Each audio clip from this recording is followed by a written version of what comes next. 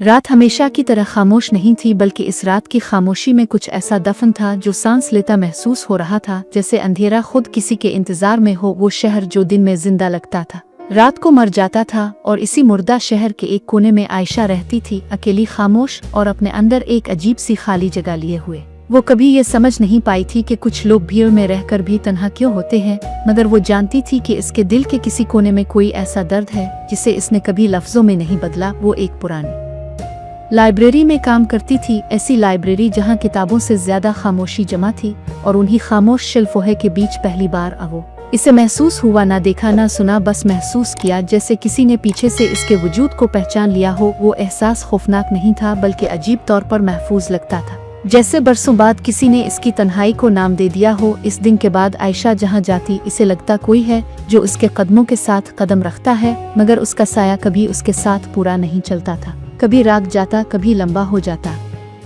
जैसे किसी और दुनिया का कानून इस पर लागू हो रहा हो। वो जिन्नू, जिसका नाम इंसानों की जुबान में कभी नहीं आया, सदियों से इंसानी दुनिया को सिर्फ देखता आया था। इसने कभी किसी इंसान को छूने की ख्वाहिश नहीं की थी, क्योंकि जन्नत की दुनिया में इंसान से मोहब्बत सिर्फ गुनाह नहीं बल्कि मौत समझी जाती है। मगर आयशा में कुछ ऐसा था जो नजर से नहीं बल्कि रूह से महसूस होता था। वो टूट फूट जो अंदर से किसी को मुकम्मल बना देती है। वो जिन्नू इससे कभी सामने नहीं आया, ना ख्वाब में ना अक्स में। इसकी मोहब्बत देखी थी, मगर उसकी मौजूदगी हर लम्हा थी। वो आयशा को हादसों से बचाता रहा। वो सीढ़ियों पर फिसलती तो कोई अनजानी ताकत इसे थाम लेती। वो सड़क पार करती तो गाड़ी अचानक रुक जाती। वो रात को रोती तो हुआ इसके आंसू खुश्क कर देती, मगर वो इसे कभी दिखाई ना दिया, क्योंकि वो जानता था कि अगर इसने खुद को जाहिर किया तो इसकी मोहब्बत आयशा की जिंदगी छीन लेगी। दिन गुजरते गए और आयशा बदलने लगी।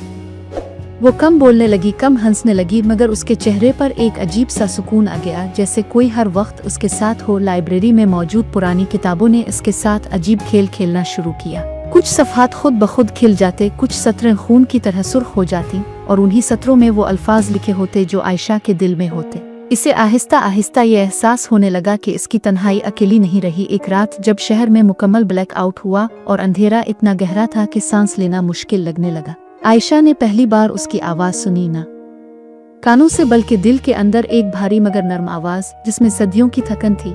मैं नजर नहीं आ सकता, मगर मैं जा नहीं सकता। इस रात के बाद आयशा के ख्वाब बदल गए। वो ख्वाबों में एक ऐसी जगह जाने लगी जहां रोशनी और अंधेरा एक दूसरे में घुले होते थे, जहां वो जिन्नू इससे कुछ फासले पर खड़ा रहता, हमेशा फासले पर, क्योंकि इसकी मोहब्बत का उसूल यही था कि कुर्बत मौत बन जाएगी। मगर जन्नत की दुनिया में ये अनदेखी मोहब्बत ज्यादा देर छपी ना रह सकी। वहाँ की मजलिसों में सरगोशियाँ होने लगी, क्योंकि जिन्नू का वजूद कमजोर पड़ने लगा था। इसकी ताकत घट रही थी, इसकी आंखों की रोशनी बुझ रही थी, और ये सब इसलिए हो रहा था क्योंकि इसने दिल दे दिया था, बगैर छुए, बगैर देखे, सिर्फ चाहकर। सजा का ऐलान हुआ कि इस मोहब्बत का खात्मा जरूरी है, और उसका तरीका ये था कि आयशा को आहिस्ता आहिस्ता दुनिया से मिटा दिया जाए, ना मार कर बल्कि भला कर। पहले इसकी आवाज लोगों के कानों से गायब होने लगी, फिर उसका अक्स तस्वीरों में मध्यम पड़ने लगा, फिर लोग इसे पहचाना भूलने लगे। और एक दिन वो लाइब्रेरी में मौजूद थी, मगर कोई इसे देख नहीं पा रहा था। वो चीखी, रोई, मगर दुनिया बहरी हो चुकी थी। और तब पहली बार इस जिन्नू ने कानून तोड़ा। इसने खुद को जाहिर नहीं किया, मगर अपनी पूरी ताकत आयशा के वजूद में उंडेल दी, जिससे वो खुद जलने लगा।